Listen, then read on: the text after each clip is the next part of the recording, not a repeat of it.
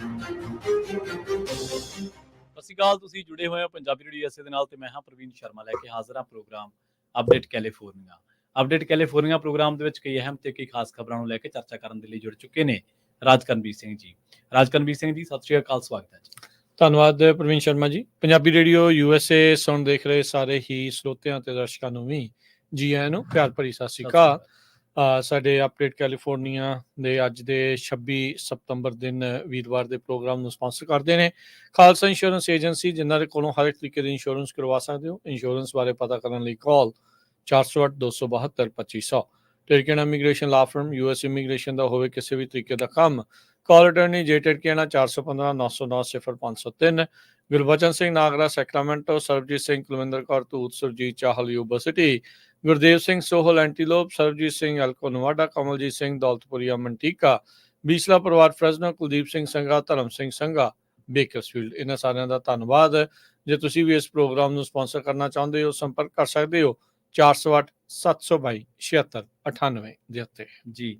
ਅੱਜ ਦੀਆਂ ਜੇਕਰ ਖਬਰਾਂ ਦੇ ਵੱਲ ਚਲੀਏ ਤਾਂ ਗੱਲ ਕਰੀਏ ਐਨਾਹਾਈਮ ਦੇ ਵਿੱਚ ਇੱਕ ਅਜਿਹਾ ਮਾਮਲਾ ਸਾਹਮਣੇ ਆਇਆ ਜਿਸ ਦੇ ਵਿੱਚ ਪੁਲਿਸ ਕਾਰਵਾਈ ਦੇ ਦੌਰਾਨ ਇੱਕ ਔਰਤ ਨੂੰ ਪੁਲਿਸ ਨੇ ਜਦੋਂ ਅਰੈਸਟ ਕੀਤਾ ਤੇ ਉਹਦੇ ਨਾਲ ਦੋ ਜਿਹੜੇ ਬੱਚੇ ਸੀਗੇ ਉਹਨਾਂ ਨੂੰ ਵਿਲਕਦੇ ਛੱਡ ਦਿੱਤਾ ਗਿਆ। ਪਹਿਲੀ ਨਜ਼ਰੇ ਇਹ ਮਾਮਲਾ ਇਸ ਤਰ੍ਹਾਂ ਦਾ ਲੱਗਦਾ ਹੈ ਕਿ ਜਿਵੇਂ ਉਸ ਔਰਤ ਦੇ ਨਾਲ ਵਧੀਕੀ ਜਾਂ ਬੱਚਿਆਂ ਦੇ ਨਾਲ ਵਧੀਕੀ ਹੋ ਗਈ ਹੋਵੇ, ਪਰ ਜਦੋਂ ਆਪਾਂ ਪੂਰਾ ਮਾਮਲਾ ਜਾਣਨ ਦੀ ਕੋਸ਼ਿਸ਼ ਕੀਤੀ ਤਾਂ ਇਸ ਮਾਮਲੇ ਦੇ ਵਿੱਚ ਕਈ ਇਸ ਤਰ੍ਹਾਂ ਦੀਆਂ ਜਾਣਕਾਰੀਆਂ ਵੀ ਹਾਸਲ ਹੋਈਆਂ ਜਿਨ੍ਹਾਂ ਦੇ ਵਿੱਚ ਪਤਾ ਲੱਗਦਾ ਕਿ ਇਸ ਔਰਤ ਨੇ ਜਿਹੜੀਆਂ ਲਾ ਇਨਫੋਰਸਮੈਂਟ ਏਜੰਸੀ ਸੀਗੀਆਂ ਜਾਂ ਉਹਨਾਂ ਦੇ ਵਿੱਚ ਪੁਲਿਸ ਅਫਸਰ ਸੀਗੇ ਜਾਂ ਸਿਕਿਉਰਿਟੀ ਅਫਸਰ ਸੀਗੇ, ਉਹਨਾਂ ਦੇ ਨਾਲ ਜਿਹੜੀ ਗੱਲਬਾਤ ਹੈ ਜਾਂ ਜਾਂਚ ਹੈ ਜਿਹੜੀ ਉਹਦੇ ਵਿੱਚ ਸਹਿਯੋਗ ਨਹੀਂ ਦਿੱਤਾ। ਅਸਲ ਦੇ ਵਿੱਚ ਡਿਜ਼ਨੀਲੈਂਡ ਰਿਜ਼ੋਰਟ ਹੈ ਇੱਕ ਐਨਾਹਾਈਮ ਦੇ ਵਿੱਚ, ਉੱਥੇ ਇਹ ਘਟਨਾ ਵਾਪਰੀ ਹੈ। ਉੱਥੇ ਇੱਕ ਜਿਹੜੀ ਵੀਡੀਓ ਵੀ ਟਿਕਟੋਕ ਉੱਤੇ ਪੋਸਟ ਕੀਤੀ ਗਈ ਹੈ ਜਿਹਦੇ ਵਿੱਚ ਇਹ ਘਟਨਾ ਦਿਖਾਇਆ ਗਿਆ। ਇੱਕ ਮਾਂ ਜਿਹਦੇ ਨਾਲ ਦੋ ਬੱਚੇ ਨੇ, ਜਦੋਂ ਉਹਨੂੰ ਅਰੈਸਟ ਕੀਤਾ ਜਾ ਰਿਹਾ ਤੇ ਬੱਚੇ ਰੋਣ ਲੱਗ ਪਏ ਨੇ ਪੂਰੇ ਬੁਰੇ ਤਰੀਕੇ ਦੇ ਨਾਲ। 26 ਸਾਲਾ ਜੈਸਨੀਆ ਡਿਆਸ ਜਿਹੜੀ ਕਿ ਟੋਰੈਂਸ ਦੀ ਰਹਿਣ ਵਾਲੀ ਆ, ਉਹਨੂੰ ਜਿਹੜੀ ਵੀਡੀਓ ਉਹਦੇ ਵਿੱਚ ਦੇਖਿਆ ਜਾ ਰਿਹਾ ਕਿ ਉਹਦੇ ਆਲੇ ਦੁਆਲੇ ਜਿਹੜੀ ਸਿਕਿਉਰਿਟੀ ਆ ਤੇ ਉਹ ਬੱਚੇ ਉਹਦੇ ਰੋ ਰਹੇ ਨੇ। ਜਦੋਂ ਇਸ ਮਾਮਲੇ ਬਾਰੇ ਹੋਰ ਜਿਹੜੀ ਜਾਣਕਾਰੀ ਆ ਉਹ ਹਾਸਲ ਕਰਨ ਦੀ ਕੋਸ਼ਿਸ਼ ਕੀਤੀ ਗਈ, ਜਿਹੜੀ ਵੈਬਸਾਈਟਾਂ ਦੇ ਵੱਖ-ਵੱਖ ਵੈਬਸਾਈਟਾਂ ਤੇ ਪਈ ਵੀ ਹੈ ਜਾਣਕਾਰੀ, ਐਨਾਹਾਈਮ ਪੁਲਿਸ ਡਿਪਾਰਟਮੈਂਟ ਨੇ ਇਹ ਦੋਸ਼ ਲਾਏ ਨੇ ਇਸ ਜੈਸਨੀਆ ਡਿਆਸ ਦੇ ਉੱਤੇ ਕਿ ਇਹ ਪਾਰਕ ਦੇ ਵਿੱਚ ਅਕਸਰ ਹੀ ਆਉਂਦੀ ਰਹਿੰਦੀ ਆ, ਪਰ ਇਹਨੂੰ ਕਈ ਵਾਰ ਰੋਕਿਆ ਗਿਆ ਇਹਨਾਂ ਬੱਚਿਆਂ ਨੂੰ ਬੱਚਿਆਂ ਦੇ ਬਾਰੇ ਪੁੱਛ-ਦੱਸ ਕਰਨ ਦੇ ਲਈ, ਪਰ ਇਹਨੇ ਹਰ ਵਾਰ ਸਟਾਫ ਦੇ ਨਾਲ ਜਿਹੜੀ ਗੱਲਬਾਤ ਕਰਨ ਤੋਂ ਇਨਕਾਰ ਕੀਤਾ ਤੇ ਕਦੇ ਵੀ ਇਹਨੇ ਜਿਹੜੀ ਗੱਲ ਇਹ ਤੋਂ ਪੁੱਛੀ ਗਈ ਹੈ ਜਾਂ ਜਿਹੜੀ ਜਾਂਚ ਕੀਤੀ ਜਾਂਦੀ ਹੈ ਪੁੱਛ-ਪੜਤਾਲ ਦੇ ਵਿੱਚ, ਉਹਦੇ ਵਿੱਚ ਇਹਨੇ ਕਦੇ ਸਹਿਯੋਗ ਨਹੀਂ ਕੀਤਾ। ਉਹਨੂੰ ਅਨਕੋਆਪਰੇਟਿਵ ਦੱਸਿਆ ਗਿਆ ਡਿਜ਼ਨੀ ਸਿਕਿਉਰਿਟੀ ਟੀਮਸ ਦੇ ਨਾਲ ਤੇ ਫਿਰ ਬਾਅਦ ਦੇ ਵਿੱਚ ਜਿਹੜੀ ਐਨਾਹਾਈਮ ਪੁਲਿਸ ਡਿਪਾਰਟਮੈਂਟ ਅਥਾਰਟੀਜ਼ ਆ, ਉਹਨੇ ਆਖਿਆ ਕਿ ਡਿਆਜ਼ ਨੂੰ ਆਪਸ਼ਨ ਦਿੱਤੇ ਗਏ ਕਿ ਉਹ ਆਪਣੇ ਬੱਚਿਆਂ ਨੂੰ ਬਾਹਰ ਰੱਖ ਦੇਵੇ ਜਾਂ ਉਹਨਾਂ ਨੂੰ ਸਾਈਡ ਤੇ ਕਰ ਦੇਵੇ ਤੇ ਸਾਡੇ ਨਾਲ ਗੱਲਬਾਤ ਕਰੇ, ਪਰ ਫਿਰ ਵੀ ਉਹਨੇ ਗੱਲਬਾਤ ਕਰਨ ਤੋਂ ਨਾ ਕਰ ਦਿੱਤੀ। ਫਿਰ ਉਹਨੂੰ ਅਰੈਸਟ ਕੀਤਾ ਗਿਆ, ਟ੍ਰੈਸਪਾਸਿੰਗ ਤੇ ਨਾਲ ਚਾਰਜ ਕੀਤਾ ਗਿਆ, ਅਬਸਟਰਕਟਿੰਗ ਏ ਪੀਸ ਆਫਿਸਰ ਦੀ ਇਨਵੈਸਟੀਗੇਸ਼ਨ ਦੇ ਮਾਮਲੇ ਦੇ ਵਿੱਚ, ਤੇ ਬਾਅਦ ਦੇ ਵਿੱਚ ਉਹਨੂੰ ਰਿਲੀਜ਼ ਵੀ ਜਿਹੜਾ ਉਹ ਕਰ ਦਿੱਤਾ ਗਿਆ। ਡਿਜ਼ਨੀਲੈਂਡ ਦੀ ਜਿਹੜੀ ਵੈਬਸਾਈਟ ਹੈ ਉਹ ਕਹਿੰਦੀ ਹੈ ਕਿ ਜਿਹੜੇ ਬੱਚੇ ਨੇ 3 ਸਾਲ ਤੋਂ ਘੱਟ ਉਹ ਵਿਜ਼ਿਟ ਕਰ ਸਕਦੇ ਨੇ, ਪਰ ਉਹ ਜਿਹੜੇ ਇਸ ਕੈਲੀਫੋਰਨੀਆ ਐਡਵੈਂਚਰ ਜਿਹੜੀ ਸਾਈਟ ਹੈ ਡਿਜ਼ਨੀ, ਇਹਦੇ ਵਿੱਚ ਉਹ ਕਈ ਥਾਵਾਂ ਤੇ ਜਾ ਨਹੀਂ ਸਕਦੇ ਬਿਨਾਂ ਇੱਕ ਵੈਲਿਡ ਟਿਕਟ ਤੋਂ। ਪਰ ਇਸ ਬੀਬੀ ਦੇ ਮਾਮਲੇ ਦੇ ਵਿੱਚ ਇਹ ਦੱਸਿਆ ਗਿਆ ਕਿ ਉਹਨੇ ਇੱਕ ਨਹੀਂ ਬਲਕਿ ਕਈ ਵਾਰੀ ਵਾਇਓਲੇਸ਼ਨ ਕੀਤੀ ਹੈ ਇਹਨਾਂ ਮਾਮਲਿਆਂ ਦੀ, ਤੇ ਉਹਦਾ ਜਿਹੜਾ ਸਭ ਤੋਂ ਵੱਡਾ ਕਸੂਰ ਹੈ ਕਿ ਉਹਨੇ ਪੁਲਿਸ ਦੇ ਨਾਲ ਜਾਂ ਡਿਜ਼ਨੀ ਜਿਹੜੀ ਸਿਕਿਉਰਿਟੀ ਟੀਮ ਆ ਉਹਦੇ ਨਾਲ ਕਦੇ ਵੀ ਉਹਨੇ ਕੋਆਪਰੇਟਿਵ ਤਰੀਕੇ ਦੇ ਨਾਲ ਗੱਲਬਾਤ ਨਹੀਂ ਸੀ ਕੀਤੀ। ਸਿੱਟੇ ਵਜੋਂ ਉਹਨੂੰ ਅਰੈਸਟ ਜਿਹੜਾ ਉਹ ਕਰਨਾ ਪਿਆ ਸੀ। ਅਗਲੀ ਗੱਲ ਕਰੀਏ ਫਲੋਰੀਡਾ ਦਾ ਰੁਖ ਕਰਦੇ ਹਾਂ। ਇਸ ਟਾਈਮ ਜਿਹੜਾ ਹਰੀਕੇਨ ਹੈਲਨ ਉਸ ਦੇ ਕਰਕੇ ਕਹਿੰਦੇ ਵੀ ਸਮੱਸਿਆ ਜਿਹੜੀ ਲਗਾਤਾਰ ਵੱਧ ਰਹੀ ਆ। ਲਗਾਤਾਰ ਤਾਕਤ ਇਸ ਹਰੀਕੇਨ ਦੀ ਚੱਕਰਵਾਤ ਦੀ ਵਧੀ ਹੈ ਤੇ ਹੁਣ ਕਹਿੰਦੇ ਵੀ ਕੈਟਾਗਰੀ 4 ਦਾ ਇਹ ਜਿਹੜਾ ਹਰੀਕੇਨ ਆ ਉਹ ਬਣ ਚੁੱਕਾ ਆ। ਅੱਜ ਦੀ ਰਾਤ ਨੂੰ ਫਲੋਰੀਡਾ ਦੇ ਵਿੱਚ ਇਹ ਲੈਂਡਫਾਲ ਕਰਨ ਜਾ ਰਿਹਾ ਆ। ਬਿਗ ਬੈਂਡ ਏਰੀਆ ਦੇ ਵਿੱਚ ਜਿਹੜੀ ਇਹ ਸਮੱਸਿਆ ਜਿਹੜੀ ਉੱਥੇ ਲੋਕਾਂ ਨੂੰ ਸਾਹਮਣਾ ਕਰਨਾ ਪਊਗਾ। ਇਸ ਦੇ ਨਾਲ ਨਾਲ ਗਵਾਂਢੀ ਸੂਬਾ ਜਾਰਜੀਆ ਦੇ ਵਿੱਚ ਵੀ ਇਸ ਦੇ ਇੰਪੈਕਟ ਨਜ਼ਰ ਆਉਣਗੇ। ਅੱਜ ਸਵੇਰੇ ਜਦ ਆਪਾਂ ਖਬਰਾਂ ਕਰ ਰਹੇ ਸੀ ਤਾਂ ਇਹ ਜਿਹੜਾ ਕੈਟਾਗਰੀ 3 ਤੱਕ ਦਾ ਜਿਹੜਾ ਹਰੀਕੇਨ ਆ ਉਹ ਬਣ ਗਿਆ ਸੀ। ਇਸ ਮੌਕੇ ਤਾਜ਼ਾ ਜਾਣਕਾਰੀ ਮੁਤਾਬਕ 2.25 ਲੱਖ ਜਿਹੜੇ ਕਸਟਮਰ ਆ ਉਹ ਫਲੋਰੀਡਾ ਦੇ ਵਿੱਚ ਬਿਜਲੀ ਤੋਂ ਬਗੈਰ ਨੇ। ਕਾਲੀਆਂ ਘਟਾਵਾਂ ਬੱਦਲ ਜਿਹੜੇ ਉੱਥੇ ਇਸ ਟਾਈਮ ਛਾਏ ਪਏ ਨੇ। ਕਈ ਥਾਵਾਂ ਦੇ ਉੱਤੇ ਭਾਰੀ ਮੀਂਹ ਆਲਰੇਡੀ ਪੈਣਾ ਸ਼ੁਰੂ ਹੋ ਗਿਆ ਆ। 130 ਮੀਲ ਫੀ ਘੰਟੇ ਦੀ ਰਫ਼ਤਾਰ ਦੀਆਂ ਤੇਜ਼ ਹਵਾਵਾਂ ਇਸ ਕੈਟਾਗਰੀ 4 ਸਟੋਰਮ ਦੇ ਕਰਕੇ ਜਿਹੜੀਆਂ ਉੱਥੇ ਆਉਣਗੀਆਂ। ਹਸਪਤਾਲ ਕਹਿੰਦੇ ਵੀ ਇਸ ਟਾਈਮ ਤਿਆਰੀ ਦੇ ਵਿੱਚ ਲੱਗੇ ਹੋਏ ਨੇ ਵੀ ਹਰੀਕੇਨ ਦੇ ਕਰਕੇ ਜੋ ਵੀ ਉਹ ਮਦਦ ਕਰ ਸਕਦੇ ਆ, ਜਿੱਦਾਂ ਵੀ ਕੋਈ ਫੱਟੜ ਜਾਂ ਕੋਈ ਲੋਕ ਉੱਥੇ ਪਹੁੰਚਦੇ ਆ ਵੀ ਉਹਨਾਂ ਨੂੰ ਮਦਦ ਕਰ ਸਕਣ। ਇੱਥੋਂ ਤੱਕ ਕਿ ਕਈ ਹਸਪਤਾਲ ਇਸ ਹਰੀਕੇਨ ਦੇ ਰਾਹ ਦੇ ਵਿੱਚ ਵੀ ਆ, ਸੋ ਉਹ ਵੀ ਆਪਣੇ ਆਪ ਨੂੰ ਬੋਰਡ ਅਪ ਜਿਹੜਾ ਉਹ ਕਰਨਾ ਸ਼ੁਰੂ ਕਰ ਰਹੇ ਆ ਤਾਂ ਜੋ ਚੀਜ਼ਾਂ ਜਿਹੜੀਆਂ ਮਲਬਾ ਆ ਉਹ ਉੱਡ ਉੱਡ ਕੇ ਅੰਦਰ ਘਰਾਂ 'ਚ ਜਾਂ ਇਹਨਾਂ ਹਸਪਤਾਲਾਂ 'ਚ ਨਾ ਪਹੁੰਚੇ। ਸੋ ਲੋਕਾਂ ਦੇ ਵਿੱਚ ਵੀ ਇਸ ਟਾਈਮ ਇੱਕ ਵਾਰੀ ਫਿਰ ਘਬਰਾਹਟ ਦਾ ਜਿਹੜਾ ਮਾਹੌਲ ਆ ਉਹ ਬਣਿਆ ਪਿਆ। ਪਰ ਫਲੋਰੀਡਾ ਦੇ ਜਿਹੜੇ ਲੋਕ ਆ ਉਹ ਅਕਸਰ ਇਹਨਾਂ ਹਰੀਕੇਨਸ, ਇਹਨਾਂ ਚੱਕਰਵਾਤਾਂ ਦੇ ਵਿੱਚੋਂ ਲੰਘਦੇ ਜਿਹੜੇ ਆ ਉਹ ਰਹਿੰਦੇ ਆ। ਕਹਿੰਦੇ ਵੀ ਇਸ ਟੈਂਪਾ ਦੇ ਨਜ਼ਦੀਕ ਦੇ ਜਿਹੜੇ ਇਲਾਕਿਆਂ ਦੇ ਹਸਪਤਾਲ ਆ ਉਹਨਾਂ ਨੂੰ ਪਹਿਲਾਂ ਹੀ ਮੁਸ਼ਤੈਦ ਕਰ ਦਿੱਤਾ ਗਿਆ ਆ ਵੀ ਤਿਆਰੀ ਰੱਖੋ, ਹੋ ਸਕਦਾ ਹੈ ਵੀ ਤੁਹਾਡੀ ਜਿਹੜੀ ਹੈ ਇੱਥੇ ਜ਼ਰੂਰਤ ਜਿਹੜੀ ਉਹ ਪਵੇ। ਪ੍ਰੈਜ਼ੀਡੈਂਟ ਬਾਈਡਨ ਨੇ ਚੇਤਾਵਨੀ ਦਿੱਤੀ ਆ ਵੀ ਜਿਹੜਾ ਇਹ ਹਰੀਕੇਨ ਆ ਇਹ ਕਾਫੀ ਸਿਗਨੀਫਿਕੈਂਟ ਤੇ ਡੈਡਲੀ ਖਤਰਨਾਕ ਜਿਹੜਾ ਆ ਉਹ ਹੋ ਸਕਦਾ ਆ। ਆਲਰੇਡੀ ਉਹਨਾਂ ਨੇ ਜਿਹੜੀ ਐਮਰਜੈਂਸੀ ਆ ਉੱਥੇ ਡਿਕਲੇਅਰ ਕੀਤੀ ਹੋਈ ਆ। ਫੀਮਾ ਦੇ ਦੁਆਰਾ ਜਿਹੜੀ ਵੀ ਕਹਿੰਦੇ ਮਦਦ ਕਰ ਸਕਦੇ ਆ ਅਸੀਂ ਜਿਹੜਾ ਉਸ ਨੂੰ ਕਰਾਂਗੇ। ਉੱਥੋਂ ਦੇ ਜਿਹੜੇ ਗਵਰਨਰ ਹੈਗੇ ਨੇ ਰੌਨ ਡਿਸੈਂਟਿਸ, ਉਹ ਵੀ ਉੱਥੋਂ ਦੇ ਲੋਕਾਂ ਨੂੰ, ਵਸਨੀਕਾਂ ਨੂੰ ਸੰਬੋਧਨ ਕਰ ਰਹੇ ਸੀਗੇ ਵੀ ਭਾਈ ਆਪਣੇ ਆਪ ਨੂੰ ਸੁਰੱਖਿਅਤ ਰੱਖੋ। ਬਹੁਤ ਸਾਰੇ ਜਿਹੜੇ ਕਾਉਂਟੀਜ਼ ਦੇ ਐਮਰਜੈਂਸੀ ਕਾਰਜ ਕਰਨ ਵਾਲੇ ਉਹਨਾਂ ਦੇ ਅਧਿਕਾਰੀ ਆ ਉਹ ਲੋਕਾਂ ਨੂੰ ਕਹਿ ਰਹੇ ਆ ਵੀ ਭਾਈ ਕੋਈ ਇੱਦਾਂ ਦੀ ਸ਼ਰਾਰਤ ਜਾਂ ਕੋਈ ਅਣਗਹਿਲੀ ਨਾ ਵਰਤੋ ਜਿਹਦੇ ਕਰਕੇ ਤੁਹਾਡੀ ਜਾਨ ਤੇ ਜਿਹੜੇ ਫਸਟ ਰਿਸਪੌਂਡਰਸ ਆ ਉਹਨਾਂ ਦੀ ਜਾਨ ਜਿਹੜੀ ਉਹ ਖਤਰੇ ਦੇ ਵਿੱਚ ਪਵੇ। ਸੋ ਲੋਕਾਂ ਨੂੰ ਸੁਰੱਖਿਅਤ ਥਾਵਾਂ ਦੇ ਉੱਤੇ ਰਹਿਣ ਦੇ ਲਈ, ਘਰਾਂ ਦੇ ਅੰਦਰ ਰਹਿਣ ਦੇ ਲਈ ਜਿਹੜੀ ਅਪੀਲ ਆ ਉਹ ਕੀਤੀ ਜਾ ਰਹੀ ਆ। ਪਰ ਬਿਜਲੀ ਵੀ ਇਸ ਟਾਈਮ ਹਜ਼ਾਰਾਂ ਹੀ ਲੱਖਾਂ ਲੋਕਾਂ ਦੀ ਇਸ ਟਾਈਮ ਗੁੱਲ ਹੋ ਚੁੱਕੀ ਆ। ਜੀ ਬਿਲਕੁਲ, ਇਸੇ ਤਰ੍ਹਾਂ ਦੀ ਇੱਕ ਹੋਰ ਖਬਰ ਜਿਹੜੀ ਉਹ ਸਾਂਝੀ ਕਰਦੇ ਹਾਂ, ਫਲੋਰੀਡਾ ਦੇ ਨਾਲ ਤੇ ਕੈਲੀਫੋਰਨੀਆ ਦੇ ਨਾਲ ਵੀ ਜੁੜਦੀ ਆ। ਇੱਕ ਖਬਰ ਦੇ ਮੁਤਾਬਕ ਕੈਲੀਫੋਰਨੀਆ ਦੇ ਵਿੱਚ ਉਹਨਾਂ ਕਾਉਂਟੀਜ਼ ਦਾ ਜ਼ਿਕਰ ਕੀਤਾ ਗਿਆ ਜਿਹੜੀਆਂ ਕਾਉਂਟੀਜ਼ ਇਸ ਟਾਈਮ ਨੇਸ਼ਨ ਵਾਈਡ, ਜਿਹੜੀਆਂ ਪੂਰੇ ਅਮਰੀਕਾ ਭਰ ਦੇ ਵਿੱਚ ਰਹਿਣ ਵਾਸਤੇ ਕੋਈ ਬਹੁਤੀਆਂ ਚੰਗੀਆਂ ਥਾਵਾਂ ਦੇ ਵਿੱਚ ਨਹੀਂ ਗਿਣੀਆਂ ਜਾ ਸਕਦੀਆਂ। ਵਾਈਸੇਲੀਆ ਟਾਈਮਸ ਡੈਲਟਾ ਦੀ ਇੱਕ ਰਿਪੋਰਟ ਦੇ ਮੁਤਾਬਕ ਕੋਈ ਵੀ ਬੰਦਾ ਜਦੋਂ ਕਿਤੇ ਮੂਵ ਕਰਦਾ ਤਾਂ ਕੁਆਲਿਟੀ ਸਕੂਲ ਡਿਸਟ੍ਰਿਕਟ ਦੇਖਦਾ ਕਿ ਉਹਨਾਂ ਦੇ ਸਕੂਲ ਡਿਸਟ੍ਰਿਕਟ ਦੀ ਕੁਆਲਿਟੀ ਕੀ ਹੈ, ਸੇਫ ਨੇਬਰਹੁੱਡ ਦੇਖਦਾ ਤੇ ਉਹਨਾਂ ਥਾਵਾਂ ਦੀ ਨੇੜਤਾ ਦੇਖਦਾ ਜਿਹੜੀਆਂ ਥਾਵਾਂ ਨੂੰ ਉਹ ਦੇਖਣਾ ਚਾਹੁੰਦਾ ਜਾਂ ਜਿਨ੍ਹਾਂ ਥਾਵਾਂ ਤੇ ਜਿਹੋ ਜਿਹੀਆਂ ਥਾਵਾਂ ਤੇ ਉਹ ਜਾਣ ਦਾ ਸ਼ੌਕੀਨ ਹੈ। ਪਰ ਉਹ ਕਹਿੰਦੇ ਕਿ ਬਹੁਤ ਸਾਰੇ ਲੋਕ ਇਹਨਾਂ ਮਾਮਲਿਆਂ ਦੇ ਵਿੱਚ ਨੈਚੁਰਲ ਡਿਜ਼ਾਸਟਰ ਜਿਹੜੇ ਨੇ, ਕੁਦਰਤੀ ਆਫਤਾਂ ਉਸ ਇਲਾਕੇ 'ਚ ਕਿੰਨੀਆਂ ਆਉਂਦੀਆਂ ਨੇ ਉਹਨੂੰ ਵੀ ਜ਼ਰੂਰ ਇਸ ਮਾਮਲੇ ਦੇ ਵਿੱਚ ਗਿਣਤੀ ਕਰਦੇ ਆ। ਕਲੇਮ ਗਾਈਡ ਫਾਊਂਡ, ਜਿਹੜੀ ਕਲੇਮ ਗਾਈਡ ਆ ਉਹਨੇ ਅਮਰੀਕਾ ਦੇ ਵਿੱਚ ਇੱਕ ਡਾਟੇ ਦੇ ਉੱਤੇ ਕੰਮ ਕੀਤਾ ਜਿਹਦੇ ਵਿੱਚ ਉਹਨਾਂ ਨੇ ਦੇਖਿਆ ਕਿ ਜਿਹੜੇ ਕੁਦਰਤੀ ਆਫਤਾਂ ਨੇ ਉਹਨਾਂ ਮਾਮਲਿਆਂ ਦੇ ਵਿੱਚ ਕੈਲੀਫੋਰਨੀਆ ਦੇ ਨਿਵਾਸੀ ਜਾਂ ਹੋਰ ਲੋਕ ਜਿਹੜੇ ਕੈਲੀਫੋਰਨੀਆ ਵਸਣ ਦੇ ਚਾਹਵਾਨ ਨੇ ਉਹ ਇਹਨੂੰ ਕਿੰਨੀ ਕੁ ਪਹਿਲ ਦਿੰਦੇ ਨੇ। ਇਹਨਾਂ ਨੇ ਇੱਕ ਡਾਟੇ ਨੂੰ ਐਕਸਪਰਟ ਜਿਹੜਾ ਡਾਟੇ ਨੂੰ ਐਨਾਲਾਈਜ਼ ਕੀਤਾ ਜਿਹੜਾ ਕਿ ਫੈਡਰਲ ਐਮਰਜੈਂਸੀ ਮੈਨੇਜਮੈਂਟ ਏਜੰਸੀ ਤੋਂ ਲਿਆ ਗਿਆ ਸੀਗਾ ਤੇ ਇਹਦੇ ਵਿੱਚ ਦੱਸਿਆ ਗਿਆ ਸੀਗਾ ਕਿ ਕੈਲੀਫੋਰਨੀਆ ਸਮੇਤ ਅਮਰੀਕਾ ਦੀਆਂ ਉਹਨਾਂ ਕਾਉਂਟੀਜ਼ ਦਾ ਜਿਹੜਾ ਅਧਿਐਨ ਆ ਉਹ ਕੀਤਾ ਗਿਆ ਸੀਗਾ ਕਿ ਉੱਥੇ ਕਿਉਂ ਲੋਕ ਘੱਟ ਰਹਿੰਦੇ ਨੇ ਜਾਂ ਉੱਥੇ ਕਿਹੜੀਆਂ-ਕਿਹੜੀਆਂ ਚੀਜ਼ਾਂ ਜਿਹੜੀਆਂ ਨੇ ਉਹ ਪ੍ਰਭਾਵਿਤ ਕਰਦੀਆਂ ਨੇ ਵਸਣ ਦੇ ਲਈ, ਰਹਿਣ ਦੇ ਲਈ। ਕਲੇਮ ਗਾਈਡ ਫਾਊਂਡ ਦੀ ਇਹ ਰਿਸਰਚ ਇਹ ਦਾਅਵਾ ਕਰਦੀ ਹੈ ਕਿ ਕੈਲੀਫੋਰਨੀਆ ਦੇ ਵਿੱਚ 2024 ਦੇ ਵਿੱਚ ਹੁਣ ਤੱਕ 9,95,000 ਜਿਹੜਾ ਏਕੜ ਆ ਉਹ ਵਾਈਲਡ ਫਾਇਰ ਦੇ ਜਿਹੜਾ ਉਹਦੇ ਚ ਆ ਗਿਆ ਲਪੇਟ ਦੇ ਵਿੱਚ। ਕੈਲ ਫਾਇਰ ਦੇ ਆંકੜੇ ਦੱਸਦੇ ਨੇ ਤੇ ਫੋਰਥ ਲਾਰਜੈਸਟ ਫਾਇਰ ਜਿਹੜੀ ਸੀ ਉਹ ਪਿਛਲੇ ਦਿਨੀ ਪਾਰਕ ਫਾਇਰ ਦੇ ਮਾਮਲੇ ਦੇ ਵਿੱਚ ਕਹੀ ਜਾ ਸਕਦੀ ਹੈ। ਕੁਝ ਸੈਨ ਡਿਆਗੋ ਦੇ ਹਿੱਸੇ ਨੇ ਜਿਹੜੇ ਫਲੱਡਿੰਗ ਦੇ ਹੇਠ ਆਉਂਦੇ ਨੇ।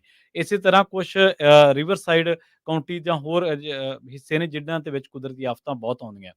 ਇਹ ਡਾਟਾ ਇਸ ਗੱਲ ਦੀ ਗੱਲ ਕਰਦਾ ਹੈ ਕਿ LA ਕਾਉਂਟੀ, ਜਿਹੜੀਆਂ ਕਾਉਂਟੀਜ਼ ਦੀ ਗੱਲ ਕੀਤੀ ਗਈ ਹੈ, ਹੈਰਿਸ ਕਾਉਂਟੀ ਟੈਕਸਸ ਦੀ, riverside County, San Bernardino County, Alameda County, Santa Clara County, ਇਹ ਉਹ ਕਾਉਂਟੀਜ਼ ਨੇ ਕੈਲੀਫੋਰਨੀਆ ਦੀਆਂ ਜਿਹੜੀਆਂ ਸਭ ਤੋਂ ਵੱਧ ਇਸ ਟਾਈਮ ਉਹਨਾਂ ਇਲਾਕਿਆਂ ਦੇ ਵਿੱਚ ਗਿਣੀਆਂ ਜਾ ਸਕਦੀਆਂ ਜਿੱਥੇ ਕੁਦਰਤੀ ਆਫਤਾਂ ਬਹੁਤ ਆਉਂਦੀਆਂ ਨੇ। ਇਸੇ ਤਰ੍ਹਾਂ ਫਲੋਰੀਡਾ ਦੇ ਮਾਮਲੇ ਦੀ ਜੇ ਗੱਲ ਕਰੀਏ ਤਾਂ ਮਿਆਮੀ ਡੇਡ ਕਾਉਂਟੀ, ਬਰੋਵਡ ਕਾਉਂਟੀ ਤੇ ਇਹਦੇ ਨਾਲ ਪਾਮ ਬੀਚ ਜਿਹੜੀ ਕਾਉਂਟੀ ਹੈ ਫਲੋਰੀਡਾ ਦੀ, ਤੇ ਟੈਕਸਸ ਦੀ ਹੈਰਿਸ ਕਾਉਂਟੀ, ਇਹ ਉਹਨਾਂ ਕਾਉਂਟੀਜ਼ ਦੇ ਵਿੱਚ ਨੇ ਜਿੱਥੇ ਕੁਦਰਤੀ ਆਫਤਾਂ ਦਾ ਸਾਹਮਣਾ ਲੋਕਾਂ ਨੂੰ ਵੱਧ ਕਰਨਾ ਪੈਂਦਾ। ਤੇ ਜਿਵੇਂ ਰਾਜਕਰਨਵੀਰ ਸਿੰਘ ਜੀ ਤੁਸੀਂ ਸਵੇਰ ਦੇ ਪ੍ਰੋਗਰਾਮ ਦੇ ਵਿੱਚ ਵੀ ਗੱਲ ਕੀਤੀ ਸੀ ਇੱਕ ਅਹਿਮ ਪਹਿਲੂ ਦੀ ਕਿ ਇੰਸ਼ੋਰੈਂਸ ਜਿਹੜੀ ਆ ਉਹ ਇਹਨਾਂ ਮਾਮਲਿਆਂ ਦੇ ਵਿੱਚ ਮੈਟਰ ਕਰਦੀ ਹੈ ਤੇ ਬਿਲਕੁਲ ਇੰਸ਼ੋਰੈਂਸ ਐਕਸਪਰਟ ਨੇ ਜਿਹੜਾ ਇਸ ਡਾਟੇ ਨੂੰ, ਫੈਡਰਲ ਐਮਰਜੈਂਸੀ ਮੈਨੇਜਮੈਂਟ ਡਾਟੇ ਨੂੰ ਖੰਗਾਲ ਕੇ ਇਸ ਸਿੱਟੇ ਤੇ ਉਹ ਪਹੁੰਚੇ ਆ। ਜੀ, ਅਗਲੀ ਗੱਲ ਕਰੀਏ, ਗਵਰਨਰ ਗੈਵਿਨ ਨਿਊਸਮ ਨੇ ਅੱਜ ਬਹੁਤ ਸਾਰੇ ਜਿਹੜੇ ਬਿੱਲ ਆ ਅੱਜ ਕੱਲ੍ਹ ਦੇ ਵਿੱਚ ਕਈ ਪਾਸ ਕੀਤੇ, ਕਈ ਵੀਟੋ ਜਿਹੜੇ ਉਹ ਕਰ ਦਿੱਤੇ। ਉਹਨਾਂ ਦੇ ਵਿੱਚੋਂ ਜੇ ਕੁਛ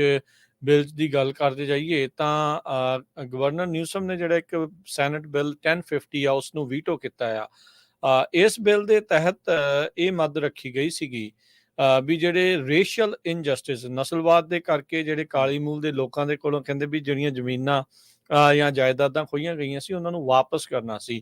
ਇਹ ਬਿੱਲ ਦੋਨਾਂ ਸਦਨਾਂ 'ਚ ਪਾਸ ਹੋ ਗਿਆ ਸੀ ਪਰ ਗੈਵਿਨ ਨਿਊਸਮ ਨੇ ਇਸ ਨੂੰ ਵੀਟੋ ਕਰ ਦਿੱਤਾ ਆ। ਕਹਿੰਦੇ ਵੀ ਇਸ ਦੇ ਨਾਲ ਜਿਹੜੀ ਪ੍ਰਾਪਰਟੀ ਉਦੋਂ ਲਈ ਗਈ ਸੀ ਉਸ ਨੂੰ ਰਿਸਟੋਰ ਕੀਤਾ ਜਾਣਾ ਸੀਗਾ ਐਮੀਨੈਂਟ ਡੋਮੇਨ ਦੀ ਜਿਹੜੀ ਉਹ ਵਰਤੋਂ ਕਰਦੇ ਹੋਏ ਓਰੀਜਨਲ ਓਨਰਸ ਨੂੰ, ਜਾਂ ਫਿਰ ਉਸ ਦੇ ਬਦਲੇ ਕੋਈ ਰੈਮਡੀ ਜਾਂ ਮੰਨ ਲਓ ਵੀ ਕਿਸੇ ਤਰੀਕੇ ਦੀ ਕੋਈ ਰਾਸ਼ੀ ਜਿਹੜੀ ਆ ਜਾਂ ਕੰਪਨਸੇਸ਼ਨ ਆ ਉਹ ਉਹਨਾਂ ਨੂੰ ਮਿਲਣੀ ਸੀਗੀ। ਪਰ ਗਵਰਨਰ ਨਿਊਸਮ ਨੇ ਇਸ ਬਿੱਲ ਨੂੰ ਵੀਟੋ ਕਰਦੇ ਹੋਏ ਕਿਹਾ, ਕਹਿੰਦੇ ਵੀ ਮੈਂ ਇਸ ਬਿੱਲ ਲਿਖਣ ਵਾਲੇ ਜਿਹੜੇ ਆਥਰ ਆ ਸੈਨੇਟਰ ਸਟੀਵਨ ਬ੍ਰੈਡਫੋਰਡ ਉਹਨਾਂ ਦੀ ਜਿਹੜੀ ਜੋ ਸੋਚ ਆ ਉਸ ਦੀ ਕਦਰ ਕਰਦਾ ਆ। ਪਰ ਕਹਿੰਦੇ ਵੀ ਇਸ ਬਿੱਲ ਦੇ ਨਾਲ ਸਟੇਟ ਦੇ ਇੱਕ ਅਜਿਹੇ ਏਜੰਸੀ ਦੇ ਉੱਤੇ ਭਾਰ ਪੈਣਾ ਸੀ ਜੋ ਅਜੇ ਐਗਜ਼ਿਸਟ ਵੀ ਨਹੀਂ ਕਰਦੀ। ਇਹਦੇ ਵਿੱਚ ਬਹੁਤ ਸਾਰੀਆਂ ਅਜਿਹੀਆਂ ਪ੍ਰੋਵੀਜ਼ਨਸ ਆ ਤੇ ਰਿਕੁਆਇਰਮੈਂਟਸ ਆ ਜਿਸ ਨੂੰ ਇੰਪਲੀਮੈਂਟ ਕਰਨਾ ਨਾਮੁਮਕਿਨ ਜਿਹੜਾ ਉਹ ਹੋਣਾ ਸੀਗਾ। ਉਹ ਜ਼ਿਕਰਯੋਗ ਗੱਲ ਆ, ਗਵਰਨਰ ਨਿਊਸਮ ਨੇ ਖੁਦ ਇੱਕ ਕਮੇਟੀ ਬਣਾਈ ਸੀ ਰੈਪਰੇਸ਼ਨਸ ਦੇ ਮਾਮਲੇ ਦੇ ਵਿੱਚ ਕਾਲੇ ਮੂਲ ਦੇ ਲੋਕਾਂ ਨੂੰ, ਜਿਨ੍ਹਾਂ ਨੇ ਇਹ ਜਿਹੜੀ ਗਵਰਨਰ ਨੂੰ ਜਾਂ ਉਸ ਕਮੇਟੀ ਦੀਆਂ ਇਹ ਕਹਿ ਲਓ ਵੀ ਦੱਸਿਆ ਸੀਗਾ, ਪੁਆਇੰਟ ਦਿੱਤੇ ਸੀਗੇ ਵੀ ਮਿਲੀਅਨ ਡਾਲਰ ਤੱਕ ਜਿਹੜੇ ਕਾਲੇ ਮੂਲ ਦੇ ਲੋਕਾਂ ਨੂੰ ਮਿਲਣਾ ਚਾਹੀਦਾ ਆ। ਪਰ ਉਹ ਵੀ ਕਮੇਟੀ ਆਈ ਗਈ ਰਹੀ ਤੇ ਆ ਜਿਹੜਾ ਬਿੱਲ ਜਿਸ ਦੇ ਨਾਲ ਉਹਨਾਂ ਨੂੰ ਮੁੜ ਦੁਬਾਰਾ ਉਹਨਾਂ ਜ਼ਮੀਨਾਂ ਦੇ ਮਾਲਕ ਬਣਾਇਆ ਜਾ ਸਕਦਾ ਸੀਗਾ ਉਸ ਨੂੰ ਵੀ ਇਹਨਾਂ ਨੇ ਜਿਹੜੀ ਹੁਣ ਨਾ ਕਰ ਦਿੱਤੀ ਹੈਗੀ ਆ। ਉਧਰ ਜਿਹੜੇ ਗਵਰਨਰ ਨਿਊਸਮ ਆ ਉਹਨਾਂ ਨੇ ਅਸੈਂਬਲੀ ਬਿੱਲ 3131 ਆ ਉਸ ਨੂੰ ਸਾਈਨ ਕੀਤਾ, ਜਿਸ ਦੇ ਵਿੱਚ ਡਿਪਾਰਟਮੈਂਟ ਆਫ ਐਜੂਕੇਸ਼ਨ ਜਿਹੜਾ ਉਹ ਕਹਿੰਦੇ ਵੀ ਆਪਣੀ ਫੰਡਿੰਗ ਆ ਉਸ ਨੂੰ ਪ੍ਰਾਇਓਰਟਾਈਜ਼ ਕਰੂਗਾ, ਉਸ ਪਾਸੇ ਵੱਲ ਨੂੰ ਜ਼ਿਆਦਾ ਜਿਹੜੀ ਉਹ ਦਊਗਾ ਜਿੱਥੇ ਕਹਿ ਲਓ ਵੀ ਜਿਹੜੇ ਸੋਸ਼ਲ ਇਕਨੋਮਿਕ ਡਿਸਐਡਵਾਂਟੇਜ ਕਮਿਊਨਿਟੀਜ਼ ਜਿਹੜੀਆਂ ਹੈਗੀਆਂ ਆ ਵੀ ਉਹਨਾਂ ਨੂੰ ਜਿਹੜਾ ਉੱਥੇ ਰਾਸ਼ੀ ਜਿਹੜੀ ਉਹ ਵੱਧ ਜਿਹੜੀ ਉਹ ਮਿਲੇ। ਸੋ ਓਵਰਆਲ ਜੇ ਦੇਖਿਆ ਜਾਵੇ ਤਾਂ ਗਵਰਨਰ ਨਿਊਸਮ ਨੇ 60 ਬਿੱਲਾਂ ਨੂੰ ਕੱਲ ਜਿਹੜਾ ਆ ਉਹ ਸਾਈਨ ਕਰਕੇ ਕਾਨੂੰਨ ਦਾ ਰੂਪ ਅਖਤਿਆਰ ਦਿੱਤਾ ਤੇ ਇਸ ਤੋਂ ਇਲਾਵਾ 16 ਦੇ ਤਕਰੀਬਨ ਜਿਹੜੇ ਬਿੱਲ ਆ ਉਹਨਾਂ ਨੂੰ ਵੀਟੋ ਕਰਕੇ ਵਾਪਸ ਜਿਹੜਾ ਆ ਉਹ ਘੱਲ ਦਿੱਤਾ ਹੈਗਾ ਆ। ਸੋ ਬਹੁਤ ਸਾਰੇ ਜਿਹੜੇ ਨਵੇਂ ਕਾਨੂੰਨ ਆ ਉਹਨਾਂ ਦੇ ਵਿੱਚ ਜੇ ਦੇਖਿਆ ਜਾਵੇ ਤਾਂ ਪ੍ਰਵੀਨ ਜੀ ਵੀ ਇਹ ਵੀ ਇੱਕ ਮੱਦਾਂ ਹੈਗੀਆਂ ਆ ਵੀ ਜਿਹੜੇ ਮਾਈਨਰਸ ਨੂੰ ਸੋਲਿਸਿਟ ਕਰਦੇ ਆ ਛੋਟੀ ਉਮਰ ਦੇ ਬੱਚਿਆਂ ਨੂੰ, ਬਾਲਗਾਂ ਨੂੰ, ਉਹਨਾਂ ਦੇ ਲਈ ਜਿਹੜੀ ਫੈਲਨੀ ਦੇ ਜਿਹੜੀ ਪੈਨਲਟੀਜ਼ ਆ ਉਹ ਵਧਾਈਆਂ ਗਈਆਂ ਹੈਗੀਆਂ ਆ। ਇਹ ਸੈਨੇਟ ਬਿੱਲ 1414 ਸੀਗਾ। ਇਸ ਤੋਂ ਇਲਾਵਾ ਕਈ ਕ੍ਰਾਈਮਸ ਦੇ ਲਈ ਜਿਹੜੀ ਸਜ਼ਾ ਆ ਉਸ ਨੂੰ ਸਖਤ ਕਰਨ ਦੀ ਗੱਲ ਆ। ਇਸ ਤੋਂ ਇਲਾਵਾ ਇੱਕ ਅਜਿਹਾ ਬਿੱਲ ਵੀ ਇਹਨਾਂ ਨੇ ਪਾਸ ਕੀਤਾ ਹੈ ਜਿਸ ਦੇ ਨਾਲ ਜਿਹੜੇ ਲੈਂਡ ਲਾਰਡਸ ਆ ਉਹ ਧਿਆਨ ਨਾਲ ਸੁਣਨ ਵੀ ਉਸ ਬਿੱਲ ਦੇ ਤਹਿਤ ਜੇ ਤੁਸੀਂ ਆਪਣੇ ਕਿਸੇ ਟੈਨੈਂਟ ਨੂੰ ਕੱਢਣਾ ਚਾਹੁੰਦੇ ਆ, ਤੁਸੀਂ ਉਸਨੂੰ ਇਵਿਕਸ਼ਨ ਨੋਟਿਸ ਜਿਹੜਾ ਉਹ ਦਿੰਦੇ ਆ ਤਾਂ ਹੁਣ ਉਹਨਾਂ ਟੈਨੈਂਟਸ ਦੇ ਕੋਲ ਦੁੱਗਣਾ ਵਕਤ ਹੋਊਗਾ ਉਸ ਨੂੰ ਰਿਪਲਾਈ ਜਿਹੜਾ ਉਹ ਕਰਨ ਦੇ ਲਈ, ਰਿਸਪੌਂਡ ਜਿਹੜਾ ਉਹ ਕਰਨ ਦੇ ਲਈ। ਸੋ ਕਹਿੰਦੇ ਵੀ ਉਹ ਘਰ ਉਨੀ ਦੇਰ ਤੱਕ ਤੁਸੀਂ ਉਹਨਾਂ ਤੋਂ ਹੁਣ ਖਾਲੀ ਜਿਹੜਾ ਉਹ ਨਹੀਂ ਕਰਵਾ ਸਕਦੇ। ਇਹ ਜਿਹੜਾ ਗਵਰਨਰ ਨਿਊਸਮ ਆ ਉਹਨਾਂ ਨੇ ਜਿਹੜਾ ਉਹ ਸਾਈਨ ਕੀਤਾ। ਕਹਿੰਦੇ ਵੀ ਇਸ ਨਵੇਂ ਕਾਨੂੰਨ ਦੇ ਨਾਲ ਜਿਸ ਟਾਈਮ ਸਟੇਟ ਵਾਈਡ ਇੱਕ ਹਾਊਸਿੰਗ ਕ੍ਰਾਈਸਿਸ ਜਿਹੜਾ ਉਹ ਚੱਲ ਰਿਹਾ ਆ ਤੇ ਕਈ ਇਵਿਕਸ਼ਨਸ ਦੇ ਵਿੱਚ ਵਾਧਾ ਵੀ ਜਿਹੜਾ ਉਹ ਹੋਇਆ ਪਿਆ ਆ ਕਿਉਂਕਿ ਪੈਂਡੈਮਿਕ ਦੇ ਵਿੱਚ ਕਿਸੇ ਨੂੰ ਵੀ ਘਰ ਜਿਹੜਾ ਉਹ ਉੱਥੋਂ ਛੱਡਣ ਦੇ ਲਈ ਜਾਂ ਘਰ ਚੋਂ ਕੱਢਣ ਦੀ ਇਜਾਜ਼ਤ ਜਿਹੜੀ ਉਹਨਾਂ ਨੇ ਬੰਦ ਕੀਤੀ ਹੋਈ ਸੀਗੀ। ਸੋ ਅਸੈਂਬਲੀ ਬਿੱਲ 2347 ਨੂੰ ਪਾਸ ਕਰਕੇ ਜਿਹੜਾ 5 ਦਿਨ ਦਾ ਵਕਤ ਸੀਗਾ ਉਸ ਨੂੰ ਵਧਾ ਕੇ ਹੁਣ 10 ਦਿਨ ਦਾ ਜਿਹੜਾ ਵਕਤ ਹੈ ਇਵਿਕਸ਼ਨ ਨੋਟਿਸ ਨੂੰ ਉਹ ਕਰ ਦਿੱਤਾ ਗਿਆ ਹੈਗਾ ਜੀ। ਅਗਲੀ ਖਬਰ ਦੇ ਵੱਲ ਵਧੀਏ ਤੇ ਅਗਲੀ ਖਬਰ ਜਿਹੜੀ ਆ ਉਹ ਵੀ ਐਨਾਹਾਈਮ ਤੋਂ ਆ ਰਹੀ ਹੈ। ਸਦਰਨ ਕੈਲੀਫੋਰਨੀਆ ਹਾਈਵੇ ਦੇ ਉੱਤੇ ਇੱਕ ਜਿਹੜਾ ਪਲੇਨ ਆ ਉਹ ਲੈਂਡਿੰਗ ਕਰਦਾ, ਐਮਰਜੈਂਸੀ ਲੈਂਡਿੰਗ। ਵੈਸੇ ਜੇ ਇਕੱਲੀ ਲੈਂਡਿੰਗ ਹੁੰਦੀ, ਐਮਰਜੈਂਸੀ ਲੈਂਡਿੰਗ ਹੁੰਦੀ ਫਿਰ ਵੀ ਐਡੀ ਖਬਰ ਨਾ ਬਣਦੀ, ਪਰ ਜਦੋਂ ਓਸ਼ੀਅਨ ਸਾਈਡ ਪੁਲਿਸ ਡਿਪਾਰਟਮੈਂਟ ਨੇ ਇਹਦੀ ਤਹਿਕੀਕਾਤ ਕੀਤੀ ਇਸ ਮਾਮਲੇ ਦੇ ਵਿੱਚ ਤਾਂ ਪਤਾ ਲੱਗਿਆ ਕਿ ਇਹਦੇ ਇਸ ਪਲੇਨ ਦੇ ਵਿੱਚੋਂ ਕੁਝ ਜਿਹੜੀਆਂ ਡਰੱਗ ਆ ਉਹ ਬਰਾਮਦ ਕੀਤੀਆਂ ਗਈਆਂ। ਹਾਈਵੇ ਜਿਹੜਾ ਕੈਨੀਅਨ ਡਰਾਈਵ ਜਿਹੜਾ ਇਲਾਕਾ ਉਹ ਹਾਈਵੇ 76 ਉੱਤੇ ਇਹਨੇ ਜਿਹੜੀ ਐਮਰਜੈਂਸੀ ਲੈਂਡਿੰਗ ਕੀਤੀ ਸੀ ਤੇ ਪਤਾ ਲੱਗਿਆ ਕਿ ਇਹਦਾ ਜਿਹੜਾ ਅਗਲਾ ਨਿਸ਼ਾਨਾ ਸੀ ਉਹ ਸੈਨ ਡਿਏਗੋ ਦੇ ਜਿਹੜੇ ਇਲਾਕੇ ਵੱਲ ਜਾਣਾ। ਇਸ ਮਾਮਲੇ ਦੇ ਵਿੱਚ ਕੋਈ ਇੰਜਰੀ ਰਿਪੋਰਟ ਤਾਂ ਨਹੀਂ ਹੋਈ। ਦੱਸਿਆ ਜਾ ਰਿਹਾ ਹੈ ਕਿ ਇਹਦਾ ਇੰਜਨ ਜਿਹੜਾ ਉਹ ਫੇਲ ਹੋਣ ਜਾ ਰਿਹਾ ਸੀਗਾ ਤੇ ਇਹ ਵੀ ਪਤਾ ਲੱਗਾ ਕਿ ਜਿਹੜੀਆਂ ਅਥਾਰਟੀਜ਼ ਨੇ ਉਹਨਾਂ ਨੇ ਦੱਸਿਆ ਕਿ 2 ਬੰਦੇ ਜਿਹੜੇ ਨੇ ਇਸ ਮਾਮਲੇ ਦੇ ਵਿੱਚ ਅਰੈਸਟ ਕੀਤੇ ਗਏ ਨੇ। ਹਾਲੇ ਤੱਕ ਇਹ ਨਹੀਂ ਦੱਸਿਆ ਗਿਆ ਕਿ ਇਹ ਜਿਹੜੀ ਡਰੱਗ ਬਰਾਮਦ ਕੀਤੀ ਹੈ, ਜਿਹੜੀ ਇਲੀਗਲ ਡਰੱਗ ਬਰਾਮਦ ਕੀਤੀ ਹੈ, ਖੇਪ ਹੈ, ਇਹਦੀ ਮਾਤਰਾ ਕਿੰਨੀ ਹੈ ਤੇ ਇਹ ਡਰੱਗ ਟਾਈਪ ਕਿਹੜੇ ਟਾਈਪ ਦੀ ਡਰੱਗ ਹੈ।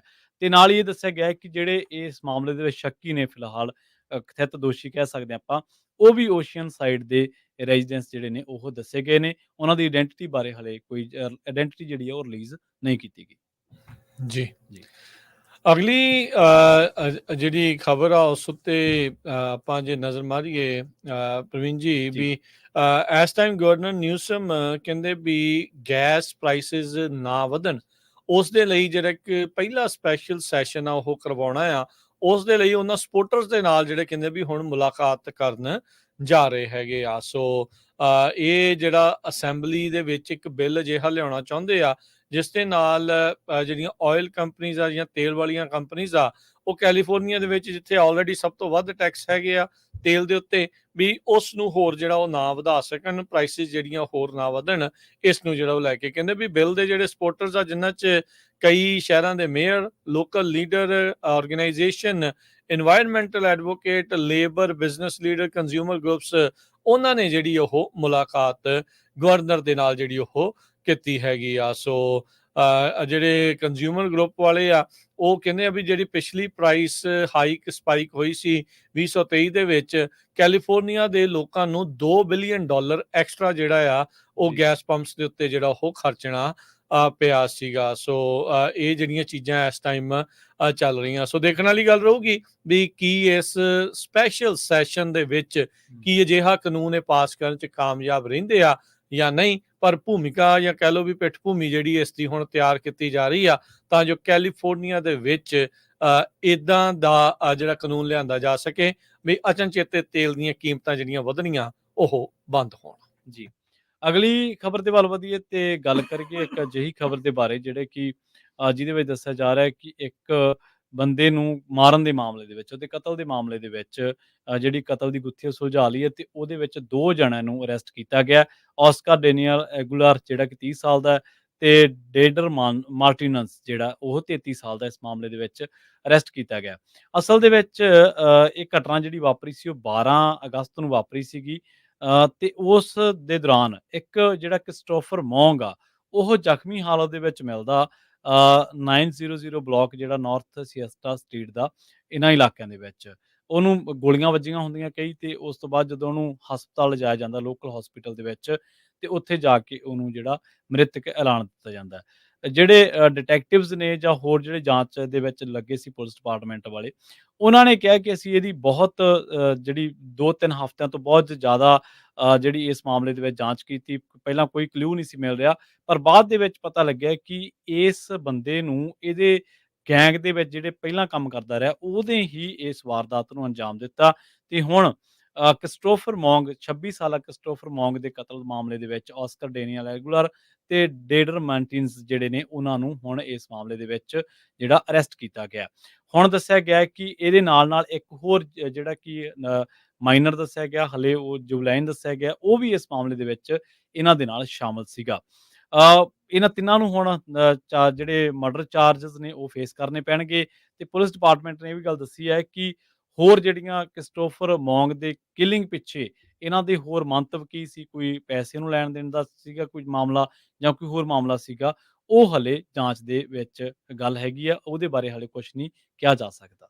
ਜੀ। ਅਗਲੀ ਗੱਲ ਕਰੀਏ, California school board of associations ਆ, ਉਹਨਾਂ ਨੇ ਸਟੇਟ ਦੇ ਉੱਤੇ ਲਾਸੂਟ ਕੀਤਾ ਆ। ਉਹ ਜਿਹੜਾ ਕਹਿ ਰਹੇ ਵੀ ਐਸੋਸੀਏਸ਼ਨ ਕਹਿ ਰਹੀ ਆ ਵੀ ਸਟੇਟ ਦੇ ਜਿਹੜੇ ਸਕੂਲ ਫੰਡਿੰਗ ਫਾਰਮੂਲਾ ਦੀ ਇਹਨਾਂ ਨੇ ਸੂਬੇ ਨੇ ਖੁਦ ਜਿਹੜੀ ਉਹ ਉਲੰਘਣਾ ਕੀਤੀ ਆ ਜੀ, ਪ੍ਰੋਪੋਜੀਸ਼ਨ 98 ਦੇ ਤਹਿਤ। ਇਹਦੇ ਨਾਲ ਉਹ ਕਹਿੰਦੇ ਆ ਵੀ ਜਿਹੜੇ ਇੰਪੈਕਟ ਆ ਐਜੂਕੇਸ਼ਨ ਦੇ ਉੱਤੇ ਬਹੁਤ ਹੀ ਮਾੜੇ ਜਿਹੜੇ ਉਹ ਪਏ ਆ ਇਸ ਫੰਡਿੰਗ ਦੇ, ਤੇ ਆਉਂਦੇ ਸਾਲਾਂ ਦੇ ਵਿੱਚ ਇਸ ਦੇ ਭੈੜੇ ਅਸਰ ਜਿਹੜੇ ਉਹ ਨਜ਼ਰ ਆਉਣਗੇ। ਕਹਿੰਦੇ ਵੀ 2024 ਦੇ ਐਜੂਕੇਸ਼ਨ ਬਜਟ ਪ੍ਰੋਸੈਸ ਦੇ ਵਿੱਚ California Department of Finance, governor Gavin Newsom ਤੇ ਸਟੇਟ ਦਾ ਜਿਹੜਾ ਲੈਜਿਸਲੇਚਰ ਆ, ਇਹਨਾਂ ਨੇ ਇੰਟਰੋਡਿਊਸ ਕੀਤੇ ਜਾਂ ਰਿਟੇਨ ਕੀਤੇ ਅਜਿਹੇ ਬਜਟ ਪ੍ਰੋਵੀਜ਼ਨ ਜੋ ਕਿ ਜਿਹੜੀ ਪ੍ਰੋਪੋਜੀਸ਼ਨ 98 ਦੇ ਉਲਟ ਜਿਹੜਾ ਆ, ਕੰਟਰਾਡਿਕਟ ਜਿਹੜਾ ਆ ਉਹ ਕਰਦੇ ਹੈਗੇ ਆ। ਇਹ ਕੈਲੀਫੋਰਨੀਆ ਸਕੂਲ ਬੋਰਡ ਐਸੋਸੀਏਸ਼ਨ ਦੇ ਪ੍ਰੈਜ਼ੀਡੈਂਟ ਐਲਬਰਟ ਗੋਨਜ਼ਾਲੇਸ ਆ, ਉਹਨਾਂ ਨੇ ਆਖਿਆ ਹੈਗਾ ਆ। ਇਹ ਲਾਸੂਟ ਕੀਤਾ ਗਿਆ ਸਟੇਟ ਦੇ ਉੱਤੇ ਤੇ ਨਾਲ ਜੋ ਸਟੀਫਨ ਸ਼ਾਹ ਜੋ ਕਿ ਡਾਇਰੈਕਟਰ ਹੈਗੇ ਨੇ ਸੂਬੇ ਦੀ ਜਿਹੜੀ ਡਿਪਾਰਟਮੈਂਟ ਆਫ ਫਾਈਨੈਂਸ ਦੇ ਉੱਤੇ। $27 ਬਿਲੀਅਨ ਦਾ ਬਜਟ ਡੈਫਿਸਿਟ ਸੀਗਾ, ਘਾਟੇ ਵਾਲੇ ਬਜਟ ਦੇ ਪ੍ਰਪੋਜ਼ਲ ਦੇ ਵਿੱਚ ਗਵਰਨਰ ਨਿਊਸਮ ਨੇ ਕਈ ਤਰੀਕੇ ਦੀਆਂ ਜਿਹੜੀਆਂ ਕਟੌਤੀਆਂ ਆ ਉਹ ਐਲਾਨੀਆਂ ਸੀਗੀਆਂ। 1988 ਦੇ ਵਿੱਚ ਪ੍ਰੋਪ 98 ਪਾਸ ਹੋਇਆ ਸੀ, ਵੋਟਰਸ ਨੇ ਅਪਰੂਵ ਕੀਤਾ ਸੀ ਤੇ ਕਨਸਟੀਟਿਊਸ਼ਨਲੀ ਸੰਵਿਧਾਨਿਕ ਤੌਰ ਦੇ ਉੱਤੇ ਮੈਂਡੇਟ ਕੀਤਾ ਸੀਗਾ ਵੀ ਜਿਹੜੀ ਮਿਨੀਮਮ ਫੰਡਿੰਗ ਆ ਕੈਲੀਫੋਰਨੀਆ ਦੇ ਪਬਲਿਕ ਸਕੂਲਸ ਤੇ ਕਮਿਊਨਿਟੀ ਕਾਲਜਸ ਨੂੰ ਉਹ ਮਿਲਣੀ ਜਿਹੜੀ ਉਹ ਚਾਹੀਦੀ ਆ। ਪਰ ਇਸ ਐਸੋਸੀਏਸ਼ਨ ਦਾ ਦਾਅਵਾ ਆ ਵੀ ਉਹ ਮਿਨੀਮਮ ਫੰਡਿੰਗ ਦੇ ਉਲਟ ਜਿਹੜਾ ਉਹ ਜਾ ਰਹੇ ਆ ਜਾਂ ਉਸ ਤੋਂ ਘੱਟ ਉਹਨਾਂ ਨੂੰ ਫੰਡਿੰਗ ਜਿਹੜੀ ਮਿਲ ਰਹੀ ਹੈ। ਗਵਰਨਰ ਨਿਊਸਮ ਨੇ ਹਾਲ ਦੀ ਘੜੀ ਇਸ ਦੇ ਉੱਤੇ ਕੋਈ ਟਿੱਪਣੀ ਦੇਣ ਤੋਂ ਨਾ ਕੀਤਾ ਆ, ਟਿੱਪਣੀ ਜਿਹੜੀ ਉਹਨਾਂ ਨੇ ਨਹੀਂ ਦਿੱਤੀ। ਸੋ ਹੁਣ ਦੇਖਦੇ ਆ ਵੀ ਇਹ ਮੁੱਦਾ ਕਿਸ ਤਰੀਕੇ ਦੇ ਨਾਲ ਅੱਗੇ ਜਿਹੜਾ ਹੋ ਜਾਂਦਾ ਆ। ਸਕੂਲਾਂ ਦੇ ਵਿੱਚ ਲਗਾਤਾਰ ਸਟੂਡੈਂਟਸ ਦਾ ਜਿਹੜਾ ਉਹ ਵਾਧਾ ਹੋ ਰਿਹਾ, ਕਈ ਇਲਾਕਿਆਂ ਦੇ ਵਿੱਚ ਨਵੇਂ ਸਕੂਲਸ ਦੀ ਜਿਹੜੀ ਉਹ ਜ਼ਰੂਰਤ ਆ, ਫੰਡਿੰਗਸ ਜਿਹੜੀਆਂ ਉਹ ਚਾਹੀਦੀਆਂ ਹੁੰਦੀਆਂ ਆ।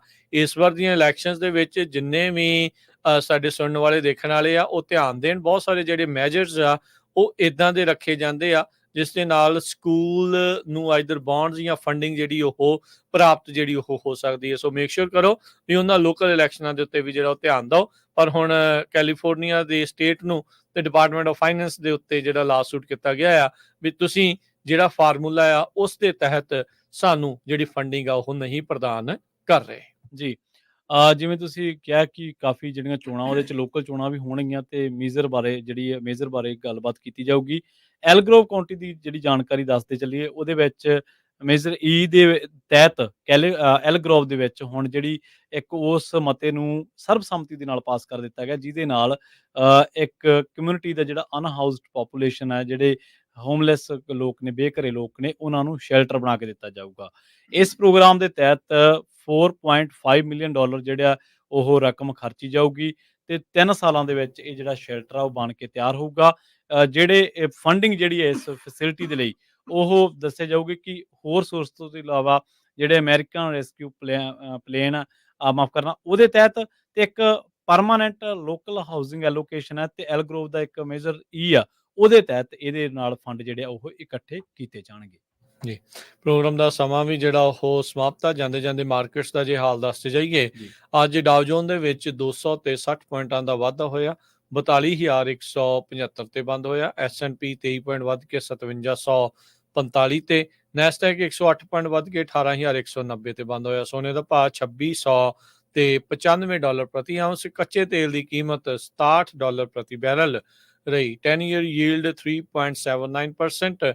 ਕ੍ਰਿਪਟੋ ਕਰੰਸੀ 'ਚ ਬਿਟਕੋਇਨ 65,185 ਤੇ ਇਥੀਰੀਅਮ $2632 ਦੇ ਬਰਾਬਰ ਚੱਲ ਰਿਹਾ ਹੈ। ਜੀ, ਇਸੇ ਤਰ੍ਹਾਂ ਜੇਕਰ ਕਰੰਸੀ ਦੀ ਗੱਲ ਕਰੀਏ ਤਾਂ ਅੱਜ ਇੱਕ $US ਦੀ ਕੀਮਤ ਕੈਨੇਡਾ ਦੇ $1 ਤੇ 35 ਸੈਂਟ ਦੇ ਬਰਾਬਰ, ਇੰਡੀਆ ਦੇ $83.62 ਦੇ ਬਰਾਬਰ ਤੇ ਪਾਕਿਸਤਾਨ ਦੇ $277.73 ਦੇ ਬਰਾਬਰ ਅੱਜ ਇੱਕ $US ਦੀ ਕੀਮਤ ਰਹੀ ਹੈ। ਇੱਥੇ ਲੈਣੇ ਆ ਇਜਾਜ਼ਤ। ਸਾਡੇ ਦੋਨਾਂ ਵੱਲੋਂ ਤੁਹਾਨੂੰ ਸਭ ਨੂੰ ਪਿਆਰ ਭਰੀ ਸਤਿ ਸ਼੍ਰੀ ਅਕਾਲ। ਜਿੰਦੇ ਵਾਸਤੇ ਜੋ ਹੱਸਦੇ ਖੇਡਦੇ ਸੁਣਦੇ ਰਹੋ, ਦੇਖਦੇ ਰਹੋ ਪੰਜਾਬੀ ਰੇਡੀਓ USA।